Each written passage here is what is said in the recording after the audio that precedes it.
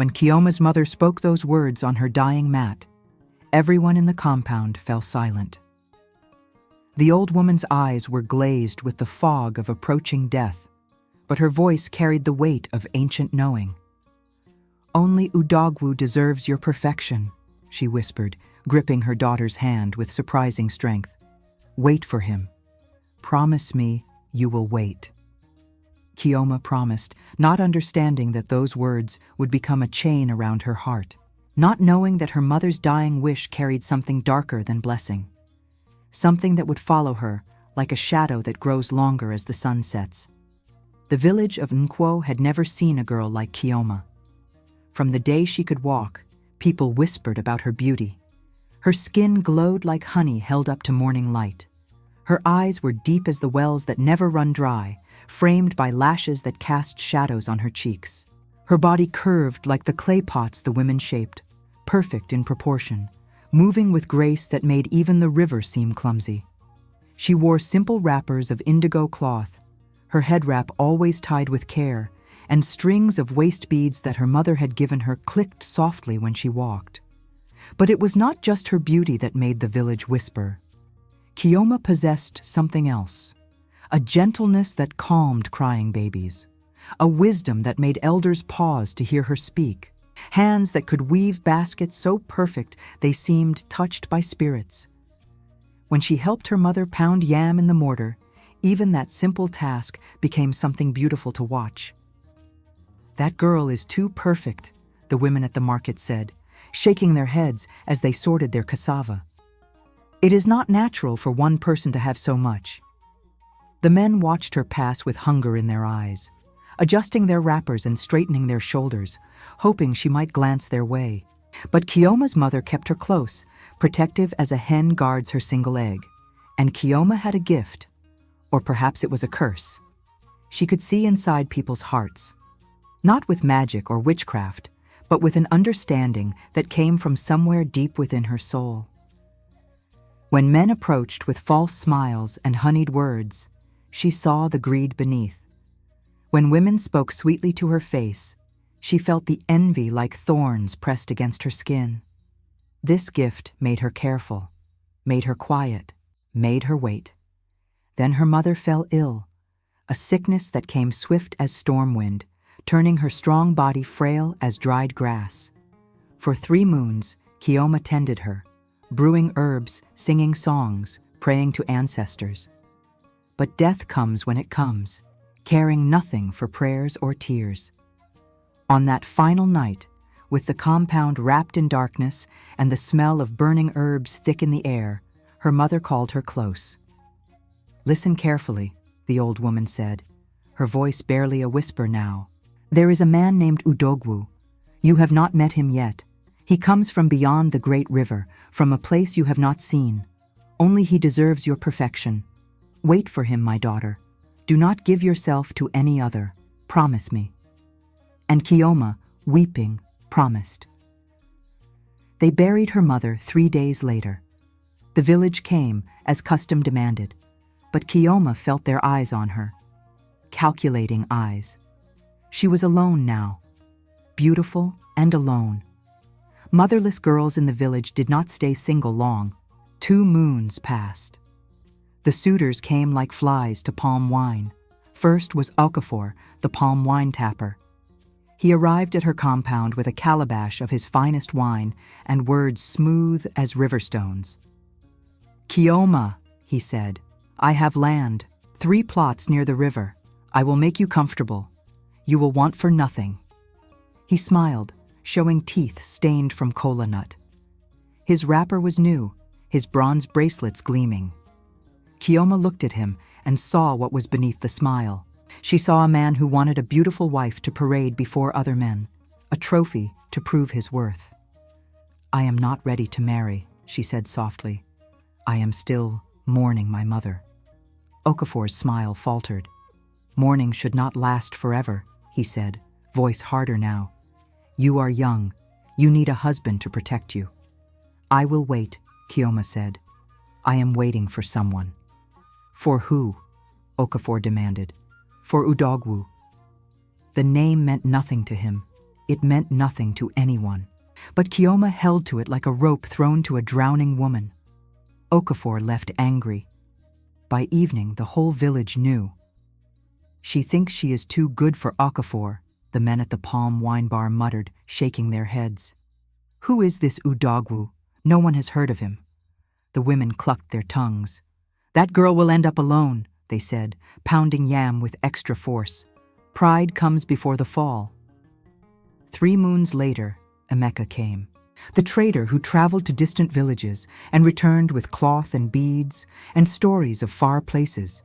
He brought her gifts: a wrapper of red cloth so fine it seemed to glow, a necklace of coral beads that must have cost a fortune.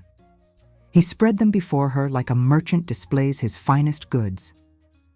"I can give you the world, Kioma," he said, his voice rich as palm oil. "Travel with me. See places beyond this small village, wear fine things, live as a queen lives." But when Kioma looked at him, she saw emptiness, a man who collected beautiful things but felt nothing for them. She would be another possession in his compound, another item to show off and grow bored with. "I am honored," she said, her voice gentle as always. "But I am waiting. For this Udogwu." Emeka laughed, but there was bitterness in it. "A man who does not exist? A dream your dying mother planted in your head?" "He exists," Kioma said, though she did not know if it was true. "And I will wait." Emeka took his gifts and left. The village gossip grew louder. "She refused Emeka the traitor," women exclaimed at the morning market, their voices rising above the noise of haggling. "A man with wealth enough to buy 3 wives." The elders shook their heads under the great tree where they gathered. "The girl is cursed," they muttered. "Her mother's dying words have cursed her." 4 moons passed, then 6, then 8. Suitor after suitor came. Chidi the blacksmith, whose arms were strong as tree trunks, and who promised to forge her the finest cooking pots in the land. Obinna the fisherman, who brought her the biggest fish from the river and spoke of children playing by the water.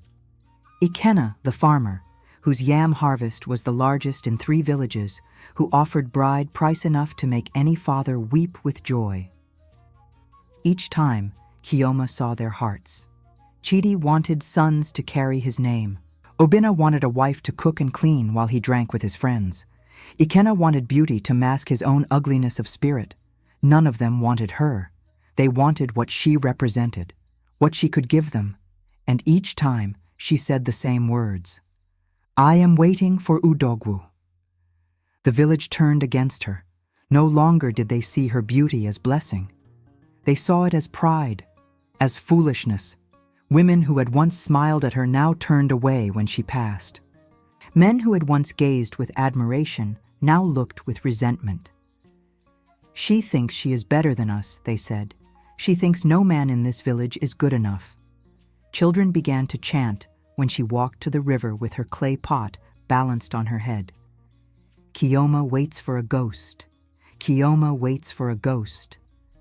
Even her closest friends drifted away, married to the very men who had once courted her, and in their eyes she saw something ugly: relief that they had not been chosen, satisfaction that her beauty had not saved her from loneliness.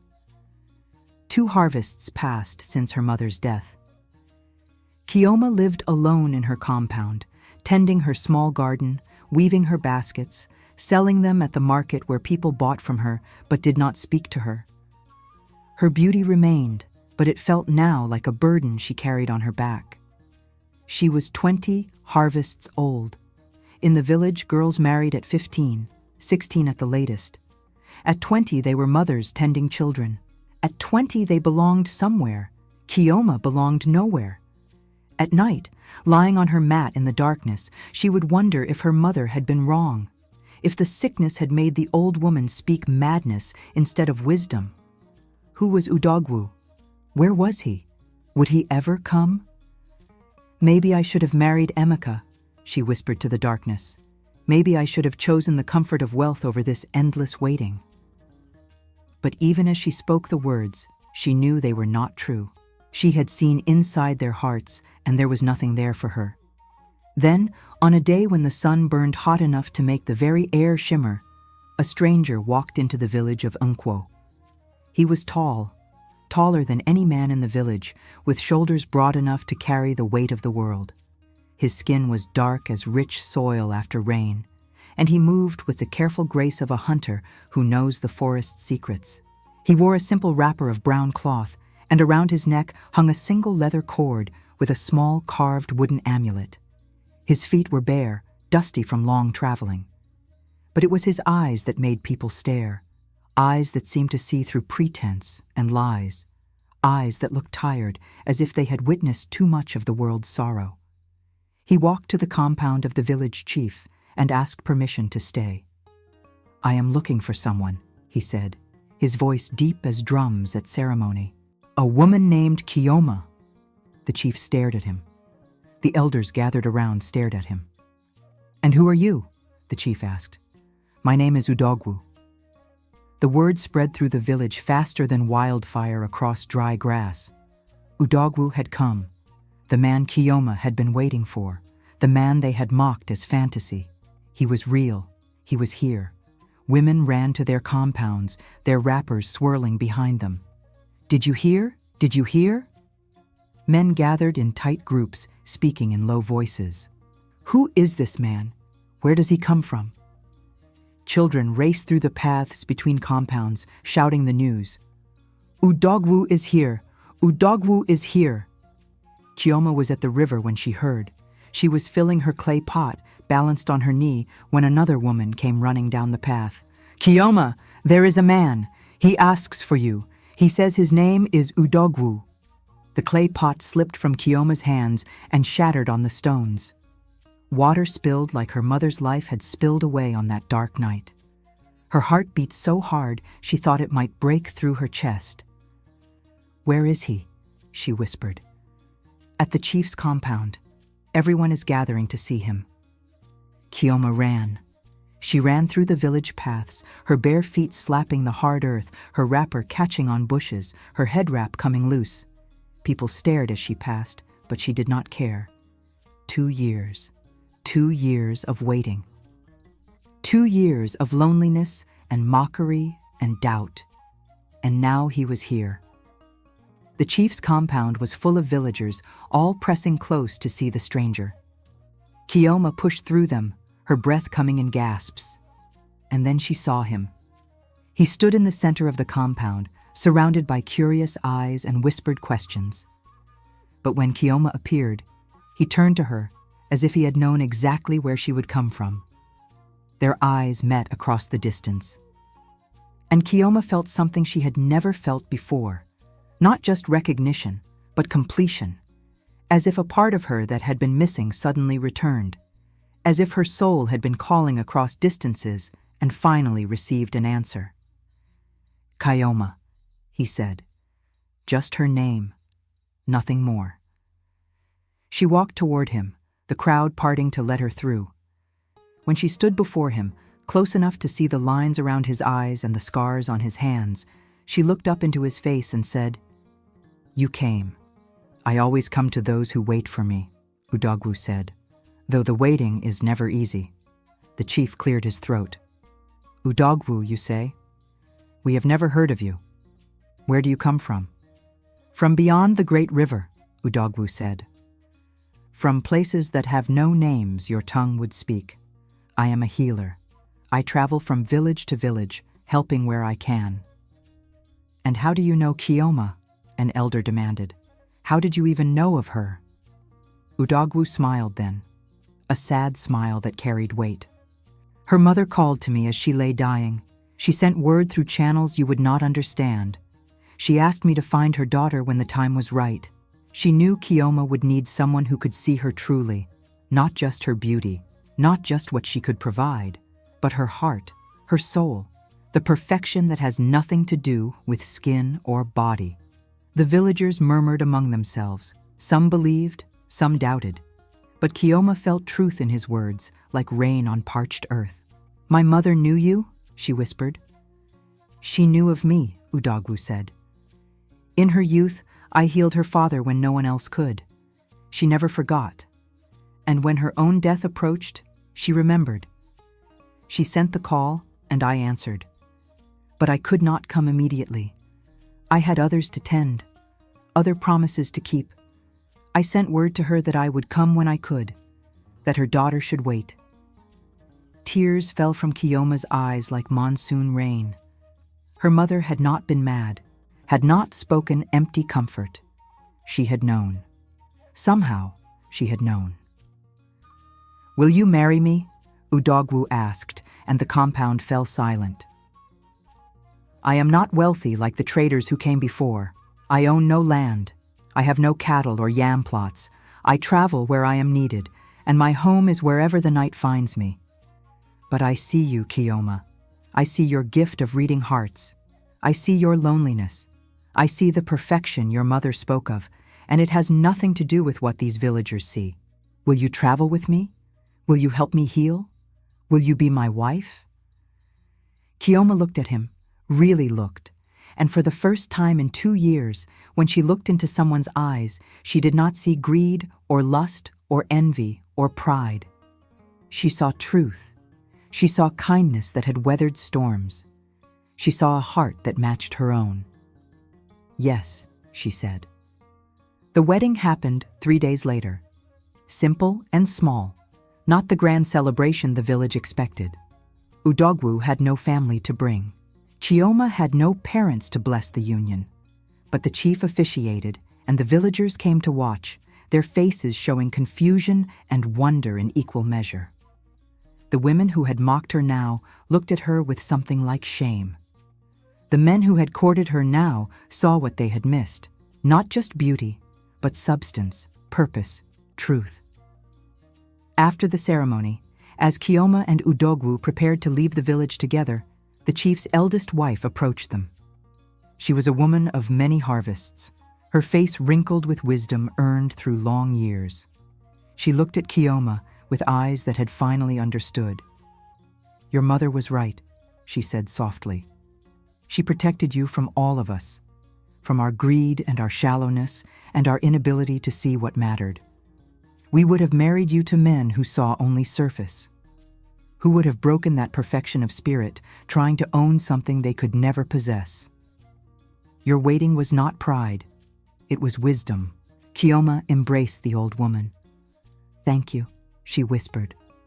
As they walked out of the village, Udogwu carrying a small bundle of their few possessions and Kiyoma wearing her mother's coral beads around her neck, the villagers watched them go. And in the watching, they learned something they had not known before. That true worth cannot be measured in yam harvests or bronze bracelets or fine cloth. That patience is not foolishness when you are waiting for what is real. That sometimes a dying mother's words carry wisdom beyond what the living can understand. That perfection is not in beauty that fades or wealth that disappears, but in a heart that knows how to wait, how to trust, how to see through what is false to what is true. Kiyoma and Udogwu traveled together for many harvests, moving from village to village, healing the sick, helping the broken, teaching what they knew. And in their travels, Kiyoma learned that her gift of seeing hearts was exactly what Udogwu needed in his work. Together, they could see who truly needed help and who only wanted power.